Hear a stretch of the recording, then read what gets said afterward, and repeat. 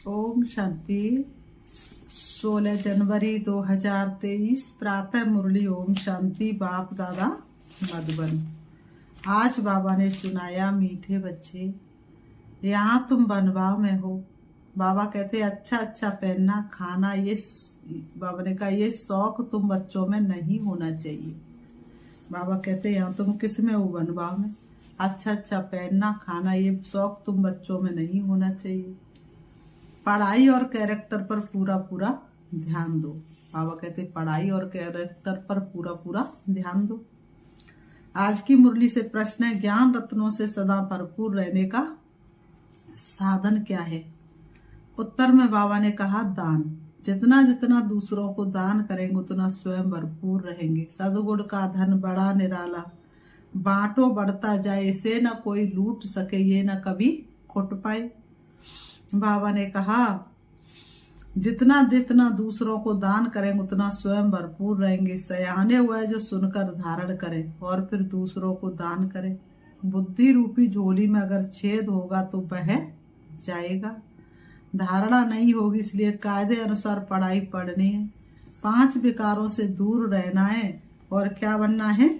रूप बसंत बनना है। सबने रूप बसंत की कहानी तो सुनी होगी ना। ओम शांति। रूहानी बाप रूहानी बच्चों को समझाते हैं। रूहानी बाप भी कर्मेंद्रियों से बोलते हैं। जब तक वह कर्मेंद्रियों का आधार ना ले तब तक बोल ना सके। रूहानी बच्चे भी कर्मेंद्रियों से सुनते हैं। ये है नई बात। बाबा कहते ये कैसी बात है? नई बात। दुनिया में कोई मनुष्य ऐसे कह ना सके। तुम्हारे में भी नंबरवार पुरुषार्थ अनुसार समझाते हैं। जैसे टीचर पढ़ाते तो स्टूडेंट का रजिस्टर शो करता है। बाबा ने कहा रजिस्टर से पता चलता है ना ये कितना इसकी हाजिरी है और ये कितने परसेंटेज आगे जा रहा है। तो बाबा ने कहा रजिस्टर से उनकी पढ़ाई और चलन का पता पड़ जाता है। मूल है ही पढ़ाई और कैरेक्टर। ये है ईश्वरी पढ़ाई जो कोई पढ़ा ना सके। ये प्रभु मिलन के नजारे कितने सुंदर है। तो ये प्रभु मिलन के नजारे कोई करा ना सके और ये ईश्वरी पढ़ाई कोई पढ़ा ना सके। रचता रचना के आदि मध्य अंत की सृष्टि का चक्र की नॉलेज है। ये कोई भी मनुष्य सारी दुनिया में नहीं जानते। ऋषि मुनि जो इतने पढ़े लिखे अथॉरिटी है, वह प्राचीन ऋषि मुनि खुद कहते थे कि हम रचता और रचना को नहीं जानते। बाप ने ही आकर पहचान दिए। गाया भी जाता ये है कांटों का जंगल। किस लिए वो बाबड़े बीती पे रोता है और पत्थरों के देश में ऐसा ही होता है। चल तुझे दुर्भाग्य की आधीन है घेरा, चल मुसाफिर चल, यहाँ कोई नहीं तेरा। जंगल को आग जरूर लगनी है, भंभोर को आग जरूर लगनी है। फूलों के बगीचे को कभी आग नहीं लगती, उसमें तो खुशबू आती है, क्योंकि जंगल सारा सूखा हुआ है। बगीचा हरा होता है, हरे बगीचे को आग नहीं लगती, सूखे को आग झट लग जाती है। ये है बेहद का जंगल, इनको भी आग लगी थी। बगीचा भी स्थापन हुआ था। तुम्हारा बगीचा गुप्त स्थापन हो रहा है। तुम जानते हम बगीचे के फूल खुशबूदार देवता बन रहे हैं। एक बाबा मिले मधुबन में, शिव बाबा मिले उस आंगन में। तो बाबा ने कहा एक बाबा मिले मधुबन में, शिव बाबा मिले उनके तन में। दोनों बाबा मिले एक आंगन में, वो आंगन है मधुबन में। तो बाबा ने कहा तुम जानते हो हम बगीचे के फूल खुशबूदार देवता बन रहे हैं, उसका नाम है ही स्वर्ग। बाबा कहते अब स्वर्ग स्थापन हो रहा है, बंडर है। तुम कितना भी लोगों को समझाते परंतु किसकी बुद्धि में बैठता नहीं है। जो इस धर्म के नहीं होंगे उनकी बुद्धि में बैठेगा नहीं। एक कान से सुनेंगे दूसरे से निकाल देंगे। सतयुग त्रेता में भारतवासी कितने थोड़े होंगे, फिर द्वापर कलयुग में कितनी वृद्धि हो जाती है। वहाँ 1-2 बच्चे, यहाँ 4-5 बच्चे तो जरूर वृद्धि हो गई। बाबा कहते भारतवासी ही अब हिंदू कहलाते। वास्तव में देवता धर्म के थे और कोई भी धर्म वाला अपने धर्म को नहीं भूलता। ये भारतवासी ही भूले हुए हैं। देखो इस समय कितने ढेर मनुष्य, इतने सब तो ज्ञान आकर नहीं लेंगे। हर एक अपने जन्मों को भी समझ सकते हैं। जिसने पूरे 84 जन्म लिए होंगे वह जरूर पुराने भक्त होंगे। तुम समझ सकते हो कि हमने कितनी भक्ति की है। थोड़ी की होगी तो ज्ञान भी थोड़ा ही उठाएंगे और थोड़ों को समझाएंगे। बहुत भक्ति की होगी तो ज्ञान भी बहुत उठाएंगे और बहुतों को समझाएंगे। ज्ञान नहीं उठाते तो समझा भी कम सकते, इसलिए उन्हें फल भी थोड़ा मिलता। हिसाब है ना। बाप को एक बच्चे ने हिसाब निकाल भेजा तो इस्लामियों कितने जन्म, बौद्धियों कितने जन्म होने चाहिए। इस्लामियों कितने जन्म और बौद्धियों के कितने जन्म होने चाहिए। इस हिसाब से बुद्ध भी धर्म स्थापक है। उनके पहले कोई बुद्ध धर्म का था नहीं। बुद्ध की सोल ने प्रवेश किया, उसने बुद्ध धर्म स्थापन किया। फिर एक से वृद्धि होती है, वह भी एक प्रजापिता। एक से कितनी वृद्धि होती है। तुमको तो राजा बनना है नई दुनिया में, यहाँ तो बनवा में हो। किसी चीज का शौक नहीं रहना चाहिए। हम अच्छे कपड़े आदि पहने ये भी दे अभिमान है। जो मिला सो अच्छा, ये दुनिया ही थोड़ा समय है। यहाँ अच्छा कपड़ा पहना वहाँ फिर कम हो जाएगा। यहाँ तुम बाबा की यज्ञ में जितना जितना खर्च ज्यादा करोगे तो सतयुग के सुख कम हो जाएंगे। बाबा ने कहा ये शौक भी छोड़ना है। ये बाबा ने कहा अच्छा पहनना, महंगा पहनना, अधिक कपड़े रखना, ये शौक भी छोड़ना है। आगे चलकर तुम बच्चों को आप ही साक्षात्कार होते रहेंगे। तुम खुद कहेंगे ये तो बहुत सर्विस करते हैं, कमाल है, ये जरूर ऊंच नंबर लेंगे। फिर आप सामान बनाते रहेंगे। दिन प्रतिदिन बगीचा तो बड़ा होने का है। जितने देवी देवता सतयुग के व त्रेता के वह सब गुप्त यहाँ ही बैठे हैं, फिर प्रत्यक्ष हो जाएंगे। अभी तुम गुप्त पद पा रहे हो। तुम जानते हो हम पढ़ रहे हैं। बाबा ने कहा तुम जानते हो हम पढ़ रहे हैं। मृत्यु लोक में पद अमर लोक में पाएंगे। ऐसी पढ़ाई कभी देखी? पढ़ाई यहाँ करे और पद दूसरे जन्म में मिले, ऐसी पढ़ाई बाबा ने कहा कभी देखी? ये बंडर है। पढ़ना पुरानी दुनिया में, पद पाना नई दुनिया में। पढ़ाने वाला भी वही है जो अमर लोक की स्थापना और मृत्यु लोक का विनाश कराने वाला है। तुम्हारा ये पुरुषोत्तम संगम युग बहुत छोटा है। इनमें ही बाप आते हैं पढ़ाने के लिए। आने से ही पढ़ाई शुरू हो जाती। बाबा जैसे ही आए पढ़ाई शुरू हो गई। तब बाप कहते लिखो शिव जयंती सो गीता जयंती। इनको मनुष्य नहीं जानते। बाबा कहते उन्होंने श्री कृष्ण से ही पढ़ाई शुरू हो जा। बाबा ने कहा उन्होंने श्री कृष्ण का नाम रख दिया है। अब ये भूल जब कोई समझे।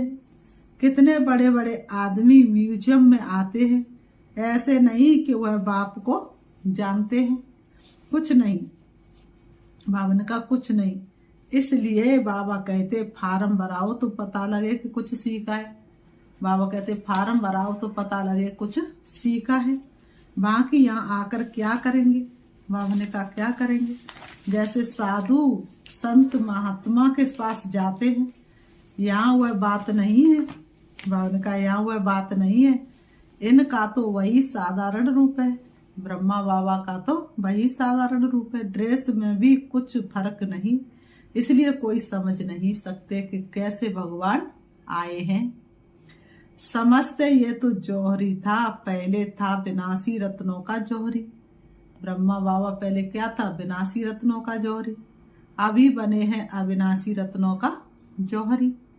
तुम सौदा भी बेहद के बाप से करते हो। से बाबा तेरी नौकरी सबसे बढ़िया है, सबसे खरी। जो बड़ा सौदागर जादूगर रत्नागर है तो हर एक अपने को समझे कि हम रूप बसंत हैं। हमारे अंदर ज्ञान रत्न लाखों रुपए के हैं।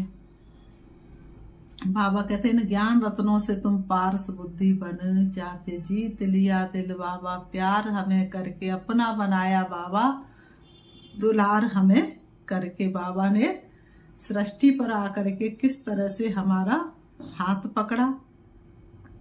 तो इन ज्ञान रत्नों से तुम पारस बुद्धि बन जाते हो। कहते ना कि एक ऐसी छड़ी होती है जो लोहे को टच करो तो लोहा भी पारस बन जाता है। ये भी समझने की बातें हैं। कोई अच्छे सयाने हैं जो इन बातों को धारण करते। अगर धारणा नहीं होती तो कोई, बाबा ने कहा था, तो कोई काम के नहीं। अगर धारणा नहीं होती तो कोई काम के नहीं। तो किस काम के? जब धारणा ही नहीं होती तो कोई काम के नहीं। समझो उसकी झोली में छेद है, बह जाता है। बाप कहते मैं तुमको अविनाशी ज्ञान रत्नों का दान देता हूँ। अगर तुम दान देते रहेंगे तो भरतू रहेंगे, नहीं तो कुछ भी नहीं, खाली है। पढ़ते नहीं, कायदे अनुसार चलते नहीं। इसमें सब्जेक्ट बड़ी अच्छी है। 5 विकारों से तुमको बिल्कुल दूर जाना है। बाबा कहते 5 विकारों से तुमको दूर। 5 विकार नरक का द्वार। 5 विकार ही तो नरक का द्वार है ना, और कोई नरक का द्वार थोड़ी नहीं अलग से। बाप ने समझा ये जो राखी बंधन मनाते हैं वह भी इस समय का है, परंतु मनुष्य अर्थ नहीं जानते तो राखी क्यों बांधी जाती है। वो तो अपवित्र होते रहते और राखी बांधते रहते हैं। आगे ब्राह्मण लोग बांधते थे, अब बहनें भाई को बांधती है खर्ची के लिए। कैसा, अब तो एक परंपरा चल गई है। भाई बहन राखी बांधेगी और देखेगी भाई मुझे क्या दे रहा है। कोई सोने की राखी ले आता, कोई चांदी की राखी ले आता है। तो बाबा ने कहा वहां पवित्रता की बात नहीं, बड़ी फैशन वाली राखियां बनाते हैं। ये दिवाली दशहरा सब संगम के हैं। जो बाप ने एक्ट की वह फिर भक्ति मार्ग में चलती है। बाप तुमको सच्ची गीता सुनाई है, लक्ष्मी नारायण बनाते हैं। अभी तुम फर्स्ट ग्रेड में जाते हो। सत्यनारायण की कथा सुनकर तुम नर से नारायण बनते हो। अब तुम बच्चों को सारी दुनिया को जगाना है। कितनी योग की ताकत चाहिए। योग की ताकत से ही तुम कल्प कल्प स्वर्ग की स्थापना करते हो। योग बल से होती है स्थापना, बाहुं बल से होता है विनाश। तो बाहुं बल से तो कोई जीत पा ना सके, कितना भी बलवान हो, कितने को जीतेगा। अक्षर ही 2 है, अल्प और बे। बाबा ने कहा योग बल से तुम विश्व के मालिक बनते हो। तुम्हारा ज्ञान बिल्कुल ही गुप्त है। तुम जो सतो प्रधान थे हुए अब तमो प्रधान बने हो। फिर सतो प्रधान बनना, हर एक चीज नई से पुरानी जरूर होती है। नई दुनिया में क्या नहीं होगा, पुरानी दुनिया में तो कुछ भी नहीं। देखो कुछ भी नहीं। जैसे खोका ढोल में पोल, कहाँ भारत स्वर्ग था, कहाँ भारत अब नरक है। रात दिन का फर्क है। रावण का बुत बनाकर जलाते परंतु अर्थ नहीं जानते। तुम अब समझते ये क्या क्या कर रहे। तुम्हारे में भी कल अज्ञान था, आज अज्ञान है। कल तुम भी ढूंढ रहे थे, भटक रहे थे, आज ज्ञानी बन गए। कल नरक में थे, आज स्वर्ग में जा रहे हो। रियल भावना का रियल बात है, कोई झूठी बात थोड़ी नहीं है। दुनिया में तो लोग क्या करते हैं, ये हो जाएगा, ये हो जाएगा। ऐसे नहीं जैसे दुनिया वाले लोग कहते स्वर्गवासी हुआ। तुम अब स्वर्ग में जाएंगे तो फिर नरक होगा ही नहीं। कितनी समझने की बात है भी सेकंड की बात। बाबा कहते है भी कितने देर की बात, सेकंड की बात है भी सेकंड की बात। बाप को याद करो तो विक्रम विनाश होंगे। ये सबको बताते रहो। बोलो तुम इन लक्ष्मी नारायण जैसे थे, फिर 84 जन्म लेकर ये बने हो।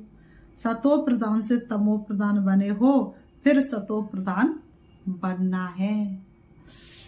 आत्मा तो विनाश नहीं होती, बाकी उनको तमो प्रधान से सतो प्रधान फिर बनना ही है। जिस तरह से सुनार नया सोना नहीं बनाता है, उसी सोने को गैला करके नया कर देता है। तो मैंने कहा इसी तरह से आत्मा है। आत्मा तमो प्रधान बन जाती है, आत्मा ही सतो प्रधान बन जाती है। आत्मा तो विनाश नहीं होती, बाकी उनको तमो प्रधान से सतो प्रधान बनना है। बाबा किस्म किस्म से समझाते रहते हैं। कितनी अच्छी अच्छी तरीका बाबा समझाने के अपनाते हैं। मेरी बैटरी कभी पुरानी होती नहीं। बाबा सिर्फ कहते अपने को बिंदु आत्मा समझो। ये 3 बिंदु मत बिसरो। बीती बात पे बिंदु रखो, बिंदु बनो और को याद करो। बाबा सिर्फ कहते अपने को बिंदु आत्मा समझो। कहते हैं इनकी आत्मा निकल गई तो आत्मा संस्कारों अनुसार एक शरीर छोड़ दूसरा लेती है। अब आत्माओं को घर जाना ये भी ड्रामा है। सृष्टि चक्र रिपीट होता ही रहता है। पिछाड़ी में हिसाब निकाल कहते हैं दुनिया में इतने मनुष्य ऐसे क्यों नहीं कहते इतनी आत्माएं हैं। बाप कहते बच्चे मुझे कितना भूल गए हैं, फिर सबका मुझे ही कल्याण करना है। तब तो बाप को पुकारते, तुम बाप को भूल जाते हो, बाप बच्चों को नहीं भूलते। एक मुरली बाबा कह रहे थे कि तुम तो परम धाम से छोड़ करके सृष्टि पर आ जाते हो अकेला मुझे, लेकिन मैं जब सृष्टि पर आता हूं तो तुम्हारे बिना मुझे चैन नहीं पड़ता है। तो बाप आते पतितों को पावन बनाने, ये है गौमुख, बाकी बैल आदि की तो बात ही नहीं। ये भाग्यशाली रथ है बाबा, तुम बच्चों को कहते से बाबा हमको श्रृंगारते, ये पक्का याद रहे। से बाबा को याद करने से बहुत फायदा है। बाबा हमें इनके द्वारा, ब्रह्मा द्वारा पढ़ाते, तो इनको नहीं याद करना है, ब्रह्मा बाबा को याद नहीं करना है। सतगुरु एक शिव बाबा है, मेरे सतगुरु प्यारे का दरबार बड़ा सोड़ा है। तो सतगुरु एक बाबा है। बाबा ने कहा उस पर तुम्हें बलिहार जाना है। बाबा ने कहा उस पर तुम्हें बलिहार जाना है, और किसी पर नहीं, उसी पर तुम्हें बलिहार जाना है। बाबा ने कहा ये भी उन पर बलिहार गया ना। बाप कहते माँ में कम याद करो। शिव बाबा कहते मीठे बच्चे तुम मुझे याद करो। बच्चे जानते हैं जाते हैं सतयुगी फूलों की दुनिया में, फिर कांटों में मोह क्यों होना चाहिए। ये पत्थर का देश है पगले, 63 जन्म तो भक्ति मार्ग के शास्त्र पढ़ते पूजा करते आए हो। तुमने पूजा भी पहले शिव बाबा की है, तब तो सोमनाथ का मंदिर बनाया है। बाबा कहते मंदिर तो सभी राजाओं के घर में थे, कितने हीरे जवाहरात थे, पीछे आकर चढ़ाई की, एक मंदिर से कितना सोना आदि ले गए। बाबा ने कहा तुम ऐसे धनवान विश्व के मालिक बनते हो। ये धनवान थे, विश्व के मालिक थे, परंतु इनके राज्य को किसका समय हो गया, कितना समय हो गया, कोई को पता नहीं। बाबा ने किसी को पता नहीं। बाप कहते हैं 5000 वर्ष हुए, 2500 वर्ष राज्य किया, बाकी 2500 वर्ष में इतने मठ पंथ आदि वृद्धि को पाते हैं। 2500 वर्ष में इतने मठ पंथ वृद्धि को पाते हैं। कितने मठ पंथ है, कोई गिनती भी कर ना सके। तो बाबा ने कहा तुम बच्चों को बहुत खुशी होनी चाहिए। झूम रहा मेरा मन हो के मगन, और वाह मेरे भाग्य मुझे मिले भगवान। तो तुम बच्चों को बहुत खुशी होनी चाहिए कि हमको बेहद का बाप पढ़ाते, अथाह मिल्कियत मिलती है। दिखाते हैं सागर से देवता निकले, रत्नों की थालियां भरकर आए, रत्नों की थालियां भर सागर लुटा रहे हैं। तो उन्होंने कहा तुमको ज्ञान रत्नों की थालियां भर भर कर मिलती हैं, मेरी झोली छोटी भई दियो मोए इतनो। बाबा ने, बाप तो ज्ञान का सागर है, कोई अच्छी रीति थाली भरते, कोई की बह जाती। जो अच्छी रीति पढ़ेंगे पढ़ाएंगे वह जरूर अच्छा धनवान बनेंगे। बाबा कहते हैं राजधानी स्थापना हो रही है, ये ड्रामा में नूद है। जो अच्छी रीति पढ़ते हैं उनको ही स्कॉलरशिप मिलती है। ये है ईश्वरी इनाम अविनाशी, वह है विनाशी। सीढ़ी बड़ी वंडरफुल है, 84 जन्मों की कहानी है ना। बाप कहते सीढ़ी की इतनी बड़ी ट्रांसलाइट बनाओ जो दूर से बिल्कुल साफ दिखाई दे। मनुष्य देखकर वंडर खाएंगे, फिर तुम्हारा नाम भी वाला होता जाएगा। अभी जो फेरी पहनकर चक्र लगाकर जाते हुए पिछाड़ी में आएंगे जरूर। 2-4 बार फेरी पहनी तकदीर में होगा तो जम जाएंगे। समा तो एक ही है, कहाँ जाएंगे। बच्चों को बहुत मीठा बनना है। मीठा तब बनेंगे जब योग में रहेंगे, योग से ही कशिश होगी। जब तक कट जंक नहीं निकली होगी तो किसको कशिश भी नहीं होगी। कट नहीं निकली होगी तो किसको कशिश भी नहीं होगी। बाबा ने यह सीढ़ी का राज सब आत्माओं को बताना, धीरे धीरे नंबरवार सब जानते जाएंगे। ये है ड्रामा। वर्ल्ड की हिस्ट्री ज्योग्राफी रिपीट होती रहती है। जिसने ये समझाया उसको याद करना चाहिए ना। बाप को ओमनी प्रेजेंट कहते, लेकिन वहां तो ओमनी प्रेजेंट है माया, यहाँ तो ओमनी प्रेजेंट कौन है, माया। जहाँ देखो वहाँ माया ही माया, माया का ही राज्य है। यहाँ है बाप, क्योंकि सेकंड में आ सकता है। तुमको समझना है। बाबा ने कहा तुमको समझना चाहिए कि बाबा इसमें बैठा ही है। करण करावन हार है ना, जीवन के लिए पर सांसों के स्वर में दिले हमारा गुनगुना रहा है। करण करावन हार परम पिता वो ही तो हमसे करवा रहा है। करता भी है कराता भी। बच्चों को डायरेक्शन देते, खुद भी करते रहते, क्या कर सकते हैं क्या नहीं कर सकते इस शरीर में वह हिसाब करो। बाबा खाते नहीं, वासना लेते। फिर बाबा ने कहा अच्छा मीठे मीठे सिक्की लते बच्चों प्रति माता पिता बाप दादा का याद, प्यार और गुड मॉर्निंग। रूहानी बाप की रूहानी बच्चों को नमस्ते। हम रूहानी बच्चों की रूहानी बाप दादा को याद, प्यार और नमस्ते नमस्ते नमस्ते। धारणा के लिए मुख्य सार नंबर 1, रूप बसंत बन अपनी बुद्धि रूपी झोली अविनाशी ज्ञान रत्नों से सदा भरपूर रखनी है। बुद्धि रूपी झोली में कोई छेद ना हो, ज्ञान रत्न धारण कर दूसरों को दान करना है। नंबर 2, स्कॉलरशिप लेने के लिए पढ़ाई अच्छी तरह पढ़नी है, पूरा बनवाव में रहना है, किसी भी प्रकार का शौक नहीं रखना, खुशबूदार फूल बनकर दूसरों को बनाना है। वरदान, बातों रूपी बादलों को देख घबराने के बजाय सेकंड में क्रॉस करने वाले सिद्धि स्वरूप भव। बातों रूपी बादलों को देख घबराने के बजाय सेकंड में क्रॉस करने वाले सिद्धि स्वरूप भव। स्पष्टीकरण है, कई बच्चे शास्त्रवादियों की तरह बातें बनाने में बहुत होशियार हैं। ऐसी बातें बनाते जो सुनते ही बाप को भी हंसी आ जाती है, लेकिन दूसरे प्रभावित हो जाते। ये अनेक प्रकार की व्यर्थ बातें व्यर्थ रजिस्टर का रोल बनाती रहती हैं, इसलिए इससे तीव्र उड़ान भरो, इनोसेंट बनो, बाप को देखो, बातों को नहीं। ये बातें ही बादल है, इन्हें सेकंड में क्रॉस करने की विधि से सिद्धि स्वरूप बनो। आज की मुरली से स्लोगन है, किसी भी बात में क्वेश्चन मार्क उठाना अर्थात व्यर्थ का खाता प्रारंभ होना। किसी भी बात में क्वेश्चन मार्क उठाना अर्थात व्यर्थ का खाता प्रारंभ होना। अव्यक्त साइलेंस द्वारा डबल लाइट फरिश्ता स्थिति का अनुभव करो। अव्यक्त साइलेंस द्वारा डबल लाइट फरिश्ता स्थिति का अनुभव करो। अब अपने दिल की शुभ भावना अन्य आत्माओं तक पहुंचाओ। साइलेंस की शक्ति को प्रत्यक्ष करो। हर एक ब्राह्मण बच्चे में ये साइलेंस की शक्ति है, सिर्फ इस शक्ति को मन से तन से मर्ज करो। बाबा कहते, 1 सेकंड में मन को संकल्पों की एकाग्र कर लो, तब फरिश्ते रूप द्वारा वायुमंडल में साइलेंस की शक्ति के प्रकंपन फैल सकेंगे।